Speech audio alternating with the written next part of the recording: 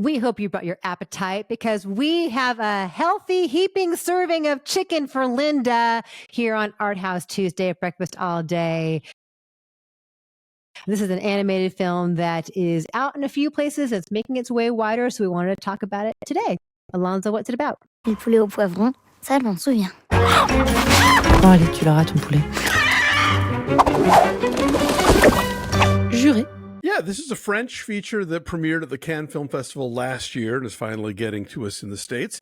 It's directed by Sebastian Laudenbach and Chiara Malta. Linda is a young girl whose father passed away when she was very, very young, and the last memory she has of him is tasting his chicken with peppers. And since then, her mom has been raising her by herself, microwaves a lot of meals, doesn't have really time to cook or the ability. There's a misunderstanding between Linda and her mother where her mother accuses Linda of something that turns out she's innocent of, and she feels terrible about it and says, Linda, you can have whatever you want. And Linda says, I want chicken with peppers. And this sets off a chain of complications and misunderstandings and catastrophes because not only does Linda's mom not cook, there's also a general strike going on. So all the grocery stores are closed. So getting a chicken is going to be really complicated. Preparing that chicken is going to be really complicated. And by the time they're done, it includes most of the residents of their apartment block, including all of the children, the police, the mom's sister, a truck driver who's carrying a load of watermelons, and I don't even remember what else. But anyway, things get crazier and crazier.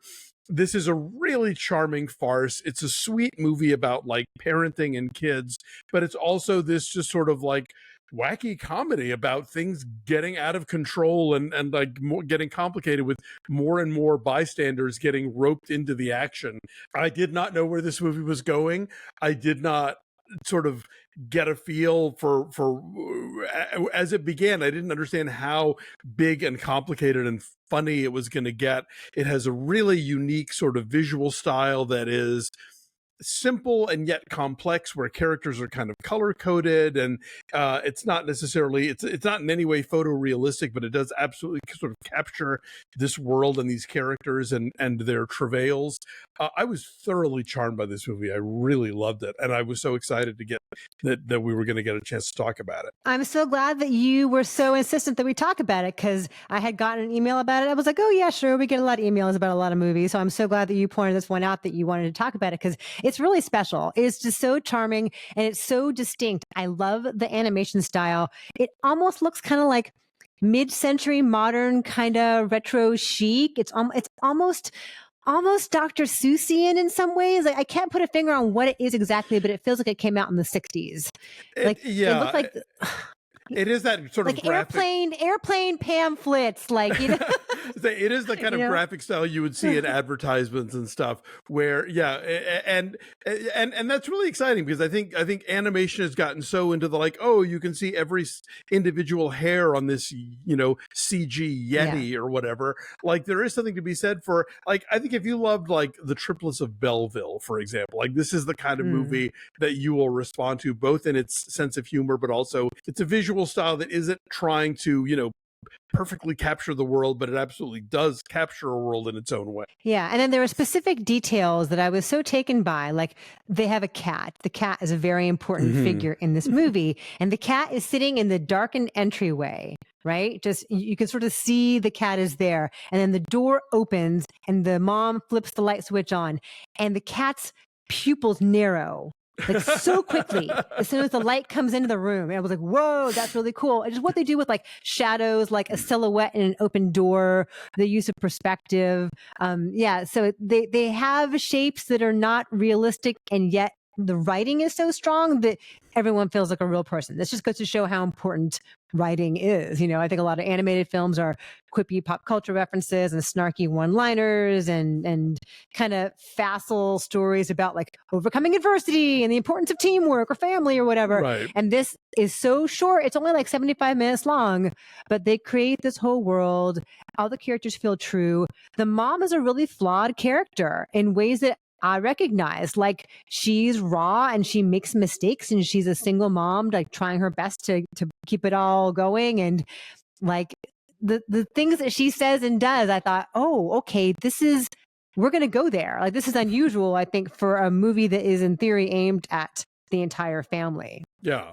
And I love the fact that like her sister is this giant ball of stress and she's a yoga instructor.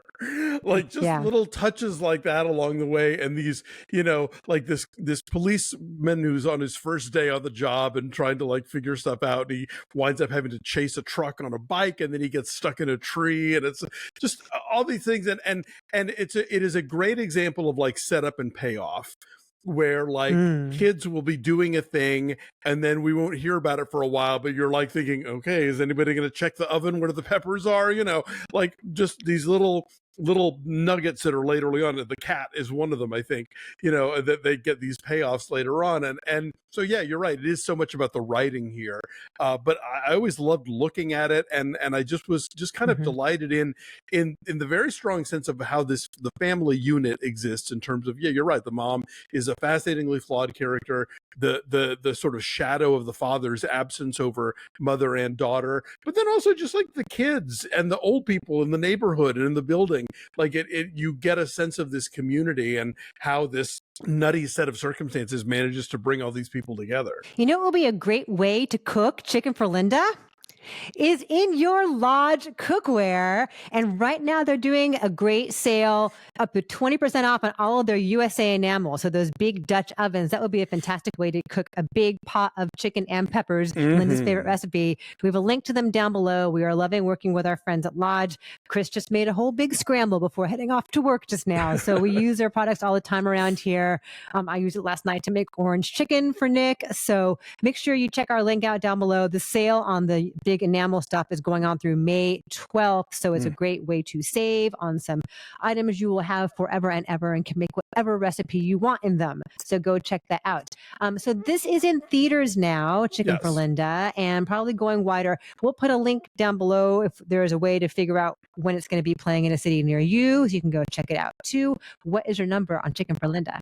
It's like at 8.8. We have Robot Dreams coming up, which I'm very excited to talk about when that opens. But in the meantime, this is another just animated delight, and I hope that American audiences get a chance to check it out. Yeah, I would say like an 8.3. Yeah, okay. I really dug it, and it's very, very charming and sweet. Yeah, there's some there's one musical number I didn't love, and there's one that I thought was great. Those caught me by surprise, and I was charmed. I was charmed by all of them to differing degrees, though. I grant you. Okay. All right. So Chicken for Linda will be in a theater near you. Go check it out. Bon appetit.